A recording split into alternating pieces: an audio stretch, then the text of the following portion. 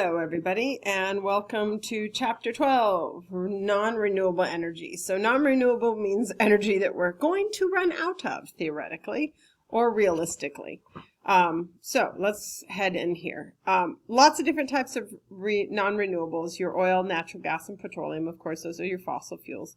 And we also have nuclear. So those are our non-renewables that we are going to be going through. Okay, so a few things before we get started. Energy use. There are commercial energy uses or sources such as our coal, oil, natural gas, and nuclear. There are things that we buy and sell. Subsistence energy sources are things that people usually very rural or, living in huts somewhere are going to use. So things you can go gather. Wood, charcoal, animal manure, yes, a good old cow patty burns really well. Usually subsistence energies are usually used for heating the home and cooking. So very subsistence, very basic kind of needs. No cars, no nothing like that. So the process of energy use. Energy is extracted from some place, has to be processed in some way, transported to a center where either they're burning coal or making nuclear or whatever. Then it is converted into the energy source, and then it either is transported back out to wherever it needs to go, or is created into electricity, and electricity runs through the electrical lines and out to the user. The fact is, this is actually a very inefficient process. There's a lot of energy loss along the way in different forms and fashions. It takes a lot of energy to make energy. And then, of course, things are not all that efficient. Our good old-fashioned light bulbs are gone because they were literally 5% efficient. Only 5% of the energy actually resulted in light. 95% of the energy was actually lost along the way as heat. And if you ever had a light bulb burn out and you went to grab it, you know how hot they got. So that's why we now have complex fluorescent and LEDs, because they are more energy efficient. So energy efficiency is one of the best things we can do. If we can raise energy efficiency, then we need to use less energy, which means our energy resources will last us longer, which is always a good thing. Okay. Showing some of the energy efficiency of things. Energy efficiency has come up to some degree, but it's also kind of plateaued with regards to cars. We could make, and we are making cars more efficient by making them hybrid cars. So electricity is involved, because that electricity is involved as the car runs. So the car is making its own electricity. So rather than getting 25 miles to the gallon, now you get 40 miles to the gallon. That is more efficient, means you're going to use less gas. That's a good thing. Okay. And you should be aware of, you should be aware of the CAFE standards. Capital C-A-F-E. They stand for something, I don't remember what it is. You don't have to really remember. They're the CAFE standards. They are limits of efficiency, or a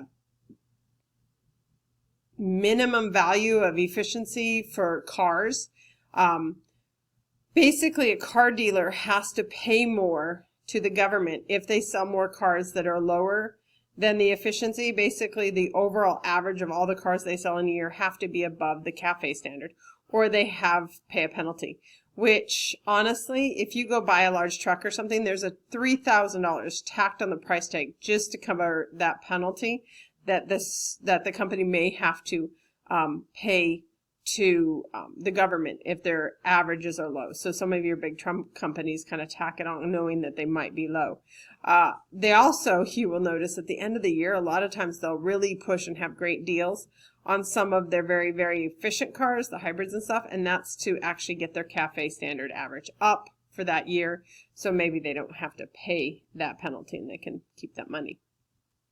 Okay, so how is electricity generated? This is a big thing. You need to know the process.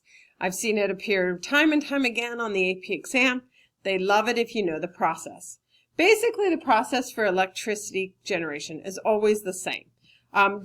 Your source of energy can change, but pretty much it's always the same. Something is burned to create heat.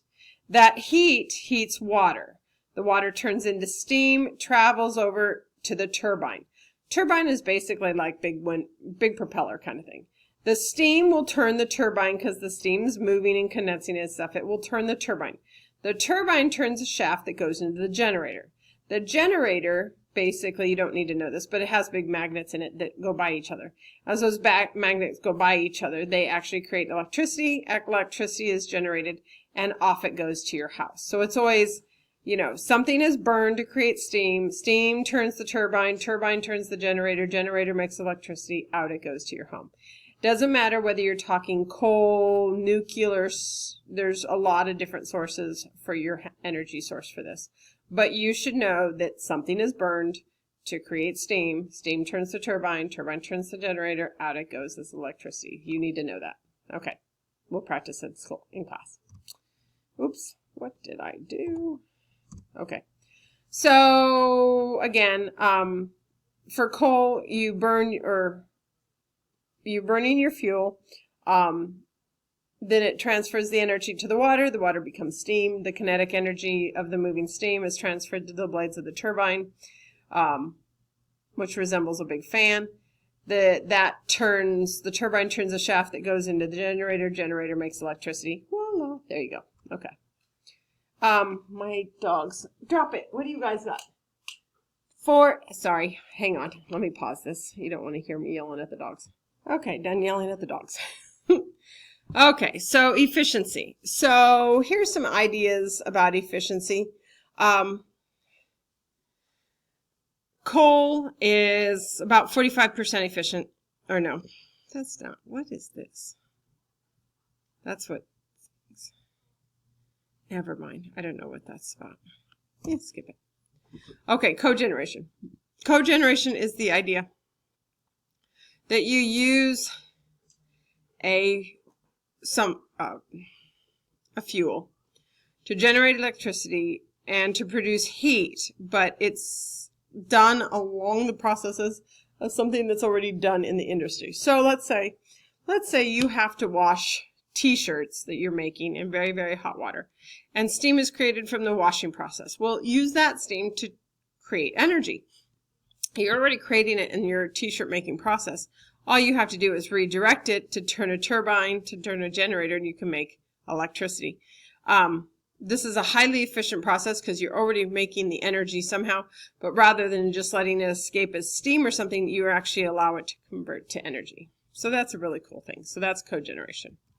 This is an example of a cogeneration. Here's a building. They're doing all kinds of stuff. Rather than bringing in energy from the outside, they're able to take steam from their process and their heat system and convert it into electricity and use their own electricity, which ultimately means they use less fuel, and that means we use less coal or less energy for the electricity because they're generating it within the building. It's kind of like a hybrid thing. Rather, a hybrid's kind of a cogeneration. You're using the automobile's forward momentum to make electricity. It's already going forward, so might as well use it. So that's a cogeneration kind of thing. Okay, I'm tired. Okay, so here's an example of fossil fuels and what's going on. Natural gas is often in association with oil, and coal is here. By the way, dinosaurs are not coal or natural gas. Somebody lied to you way back when they showed you those little kiddie film movies on Saturday morning. Plants make our fossil fuels. All of them come from the decomposition or fossilization of plants. Your ferns, your peat, become your coal. Peat is the start of coal. It becomes over time coal. So we have layers of coal in our ground that we dig up. Natural gas and oil are made from marine phytoplankton. So marine organisms that died many years ago, again, plants, and algae that were compressed over time.